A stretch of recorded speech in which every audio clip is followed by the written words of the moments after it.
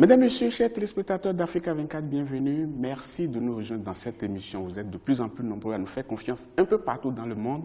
Merci de votre fidélité et de votre soutien. Aujourd'hui, dans cette émission, nous recevons une invitée prestigieuse. Prestigieuse de par son parcours, prestigieuse de par ce qu'elle représente pour la nation gabonaise. Pour certains, elle pèse de tout son poids pour garantir la paix, la stabilité et la cohésion dans son Gabon natal. Mais pour d'autres, elle cristallise tous les mots qui mettent le Gabon d'aujourd'hui. Présidente de la Cour constitutionnelle depuis 27 ans, elle nous dira quel est le secret de cette longévité. Et également, elle nous dira pourquoi l'institution qu'elle dirige focalise autant de tensions et autant de controverses. Les accusations d'enrichissement illicite dont elle est accusée, elle nous dira si cela est fondé. Nous recevons, chers téléspectateurs, Madame Marie-Madeleine Bouransou, présidente de la Cour constitutionnelle du Gabon. Madame, merci d'avoir accepté notre invitation. Bonjour, Monsieur Boton, et merci de m'avoir invité à prendre la parole dans cette émission que le monde entier suit. Tout le plaisir pour nous de vous avoir dans cette émission. Et d'abord, pour entrer dans le vif du sujet, comment se porte le Gabon aujourd'hui? Le Gabon se porte, à mon humble avis, bien. Les récents événements démontrent bien la vitalité de la démocratie dans ce pays et le respect par les uns et les autres du principe de la séparation des pouvoirs. Vous venez de suivre que la Cour constitutionnelle a rendu, il y a à peine quelques jours, une importante décision qui a remis chaque institution à sa place. Justement, vous avez surpris quand même un peu d'un observateur le 30 avril dernier lorsque vous avez décidé de la dissolution de l'Assemblée nationale et demandé la démission du gouvernement. Ce n'est pas habituel, fait inédit, on dit un certain nombre de personnes. Officiellement, c'est pour n'avoir pas réussi à organiser les élections législatives. Mais on se demande, est-ce que ce n'est pas du rattrapage que vous avez fait? Non, on n'a jamais laissé qui que ce soit violer la Constitution et la loi dans ce pays. Je m'en vais vous dire que ce n'est pas inédit. En 1996 déjà, lorsque les pouvoirs de l'Assemblée nationale de l'époque avaient expiré, eh bien, les députés avaient quitté l'Assemblée nationale pour attendre l'organisation des élections qui avaient eu lieu en décembre 1996. Donc, il n'est pas possible que des élus dont le mandat a été reporté, prorogé à 2 reprises, continue de siéger, alors qu'il n'y a pas du tout de constatation d'un cas de force majeure. Cette décision vient après 2 reports successifs. On se demande pourquoi n'avoir pas tapé du poing sur la table la toute première fois où on n'a pas réussi à respecter la date constitutionnelle. Non, mais c'est parce que justement l'article 4 de la Constitution prévoit qu'en cas de force majeure constatée par la Cour sur demande du gouvernement, celle-ci peut être amenée à laisser en fonction les élus jusqu'au moment où elle proclame, c'est-à-dire la Cour proclame les résultats de l'élection organisés dans les délais qu'elle impartit. Mais il faut au préalable constater un cas de force majeure. Souvenez-vous qu'au lendemain de la tenue au Gabon de l'élection présidentielle de 2016, il y avait eu quelques violences ayant entraîné quelques destructions de certains édifices publics, notamment l'édifice abritant les services de l'Assemblée nationale, et le budget qui avait été adopté dans la loi de finances de 2016 ne pouvait plus permettre l'organisation de la 2e élection prévue, c'est-à-dire celle des députés à l'Assemblée nationale.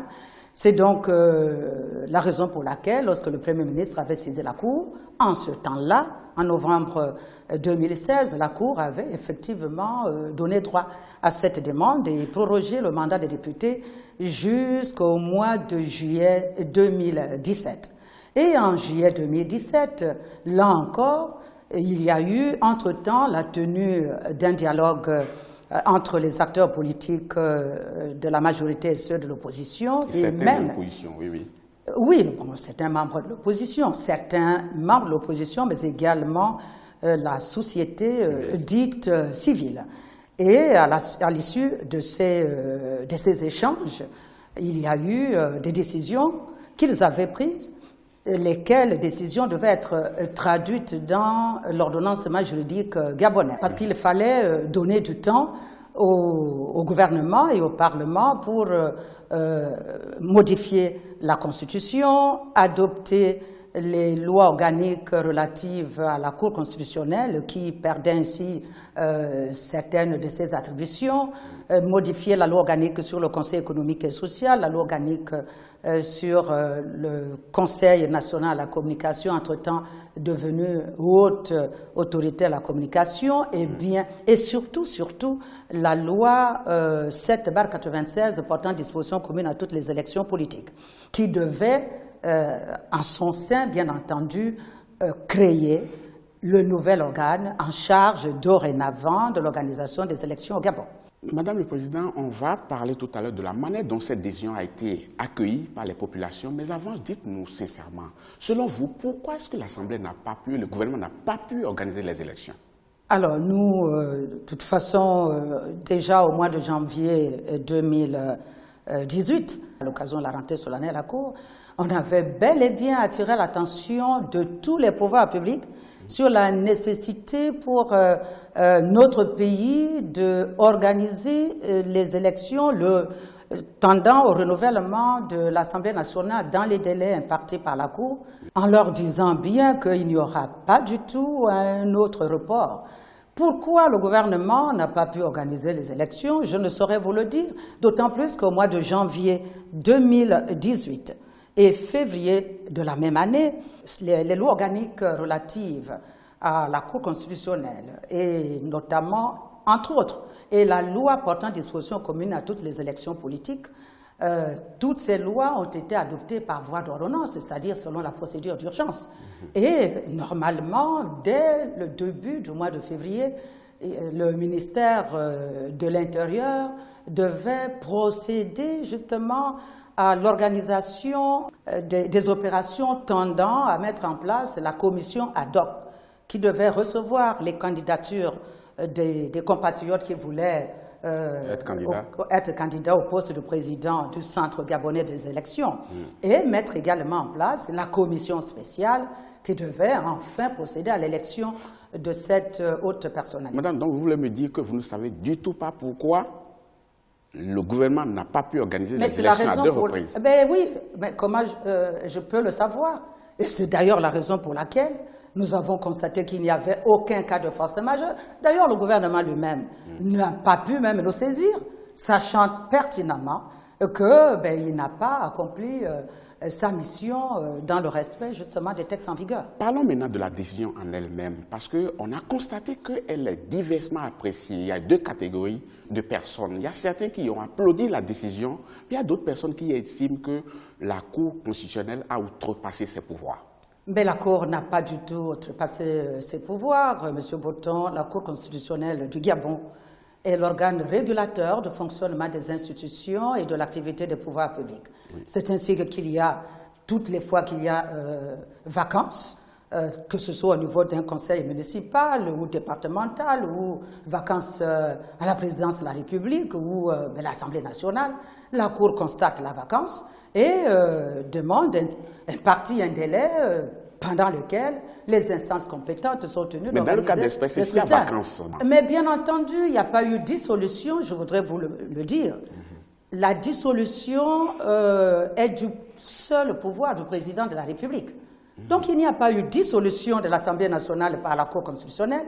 La Cour constitutionnelle n'a fait que constater conformément à ses prérogatives constitutionnelles la vacance du pouvoir au niveau de l'Assemblée nationale, les députés n'ayant plus de mandat. Leur mandat s'est achevé le 30 avril 2018. Donc on ne peut pas dissoudre ce qui n'existe pas. Oui, mais justement, ça c'est ce qui concerne l'Assemblée nationale. Oui. Parlons maintenant du gouvernement. Vous n'avez pas seulement dissous l'Assemblée nationale, vous avez aussi demandé la démission du gouvernement. Est-ce que la Cour constitutionnelle est compétente à demander la dissolution du gouvernement? D'abord, la Cour n'a rien demandé. La Cour a décidé conformément à la Constitution. Oui. Et les décisions de la Cour constitutionnelle s'imposent à tous les pouvoirs publics, y compris au président de la République, au gouvernement, à l'Assemblée nationale, au Sénat et à toute personne physique ou morale. Je reviens maintenant à votre question pour vous dire que mais la Cour a rendu une décision constatant que le gouvernement qui était en place n'était plus légal, compte tenu du fait que les membres du gouvernement sont désignés, sont nommés par le président de la République sur proposition du Premier ministre. Tout à fait. Au sein du Parlement et en dehors du Parlement. Et que le gouvernement qui vient de démissionner comportait en son sein des membres du gouvernement issus du parti majoritaire, le Parti démocratique gabonais, qui lui était majoritaire à l'Assemblée nationale.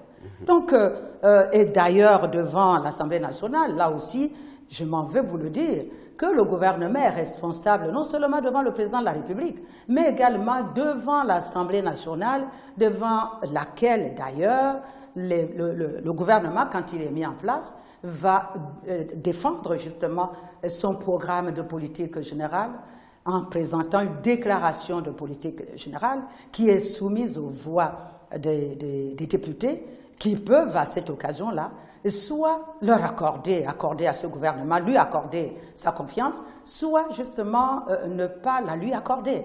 Donc il fallait justement tirer les conséquences de l'expiration du mandat à l'Assemblée nationale et faire en sorte qu'un nouveau gouvernement soit mis en place. Cette fois-ci, on ne parlera pas du gouvernement PDG ou du gouvernement de tel ou tel parti politique. Il s'agit d'un gouvernement qui est nommé par le président de la République et lequel est libre de choisir tel ou tel citoyen.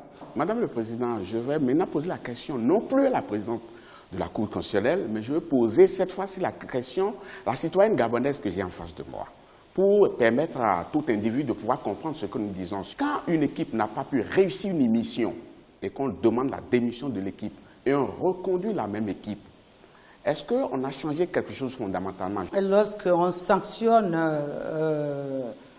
un enfant ou lorsque l'on a sanctionné un collaborateur, mais c'est pour lui donner une nouvelle chance de faire mieux. Nous espérons tout simplement que les membres du gouvernement qui seront reconduits et ceux qui viendront intégrer cette équipe gouvernementale tiendront ou tireront les leçons de ce qui s'est passé et feront en sorte qu'on n'arrive plus là. Madame la Présidente, si le Premier ministre, le nouveau Premier ministre ou bien l'ancien et nouveau Premier ministre suit cette émission, il doit pouvoir savoir, selon vous dire, qu'il est en sursis et qu'il se doit quand même cette fois-ci de relever le défi. Chère Madame, on va marquer une petite pause dans cette émission avant d'aborder les autres questions, si vous le voulez bien. Bien entendu.